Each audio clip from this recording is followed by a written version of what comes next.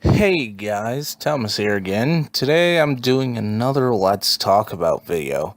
Today it's gonna be on No Man's Sky. And you might not hear my fan in the background because I like to do these audio things first and overlay it with gameplay. So, No Man's Sky. It's a $60 indie game that didn't quite live up to all the expectations that fans had. Overall, this is a pretty bad thing for Sean Murray. If he would have just been straightforward, said that there wasn't going to be any single player or elements from the campaign or whatever he showed, then I guess fans would have taken it with a bit of salt, but still would have bought it if it really appealed to them. But they had to get that $60 tag somehow. I guess they didn't even want multiplayer to begin with. It seems like it, because they had AI pilots flying with them for some of the tech demos, which overall, if you're not an experienced person, usually servers and stuff are late in development. But the demo that they showed, where they had the AI pilots, was in late development. That would have been the part where they would start putting in net code and things like that. But they didn't. They obviously didn't if they had AI with them. So, what does that mean for longtime fans of this game who've been waiting so long? Well, simply means that this guy got greedy and you got tricked into buying a $60 game.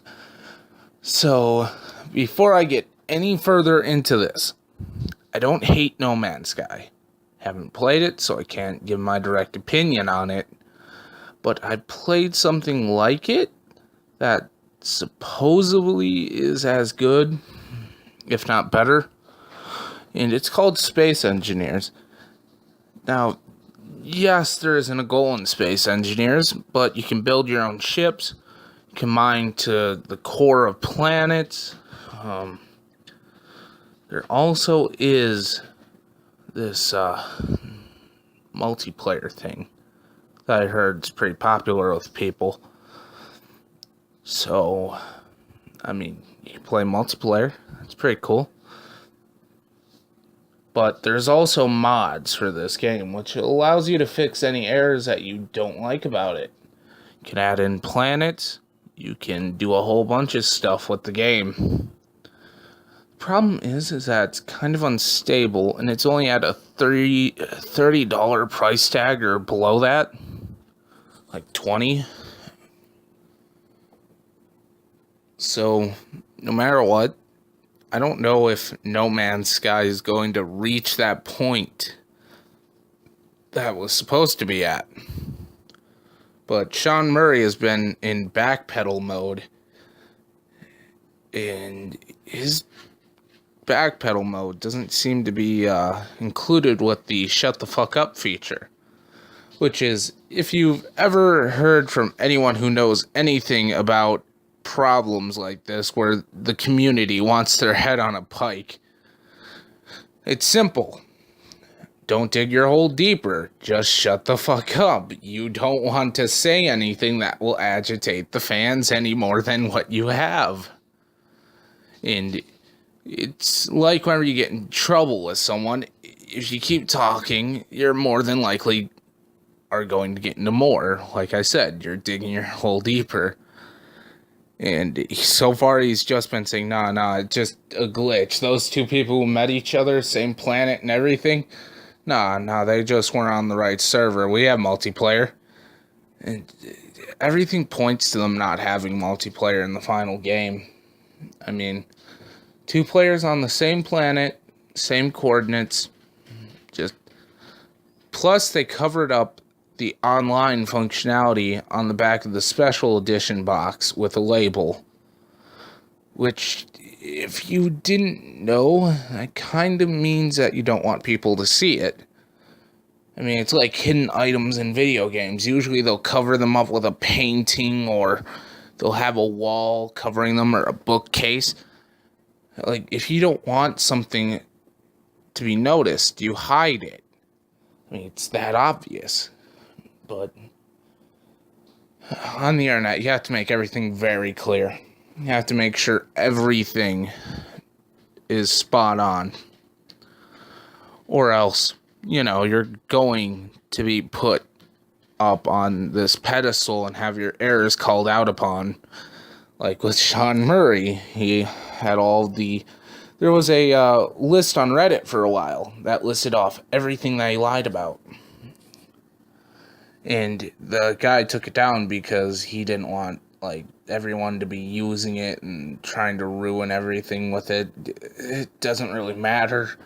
Because once you point out all the faults, you can't look away. You kind of have to notice those faults. And after so many months or years, I haven't been following the development of this game at all. Usually I do. I've looked into this game kind of. I've watched gameplay for a few hours of a few streams. Saw some reviews. It doesn't look like anything great. If they would have sold this game for $20 or maybe $30, I think people would have been much more compliant with that than the $60 price tag. Because everyone's been saying, once you put a $60 price tag on it, you'll have to put it up against other $60 games. That means that you either have to fight with or against that title being a AAA game at that point. Because you have that funding, you have that price tag, but you also had that development time that most AAA games have. So at that point, you're going to be put on the same pedestal as them. You can't quite use that indie dev title to fight your way out of it. At that point, it's just there. And it doesn't quite hold up to the other AAA titles. It feels more early access, is a lot of things people have been saying. And I can see that. I can really see that at this point. It looks really, really indie game-esque. And that's not a bad thing at all. No, it's not. It's just, it should have been like an early access game, like how Xbox has Game Preview, where you can buy games for $20 or $30, and you get to have the full release once it's finished being in development. And that will have given the people over at Happy Games enough time to fix the net code if they even implemented one. It would give them time to add it, and plus it would give them time to market the game and actually show off the gameplay. And once again, like most game previews, like Space Engineers and 7 Days to Die, they hype up their next update. Like TF2 and all of them. They usually help the game get hyped up, and they show something about the next update that gets the fans riled up. But maybe if they actually did something like that, the game would have been much better. But they didn't. So now we have to deal with the fact that this game, being $60, people who've gotten the special edition do not enjoy it because they have been lied to directly. And that isn't going to help the review scores. Even if they implement future updates to the game to fix this, it still will not help the launch of this game. Because the launch has been tainted so badly. I mean, at this point, that's the only thing they can do is try and backpedal as much as possible and try and fix the situation as well as they can. Either that or prepare for the fucking bandwagon to get larger and larger until the game's just dead. I don't know if Happy Studios will stay open because of all this, but they seem bound and determined to try and fix this. Hopefully Sean Murray won't mess this up anymore, but the gameplay, I'm assuming if I actually manage to record gameplay without messing it up this time, because for a while now I've been trying out different recording settings, is Space Engineers. And like I was saying before, this game is like an improved No Man's Sky. PC exclusive at the moment, has everything No Man's Sky has, but it has more freedom of building your own ships. You can name planets. You can, use cryobeds, multiplayer, all that junk. Plus, there's no suns implemented in the game yet, but planets have day-night cycles like usual.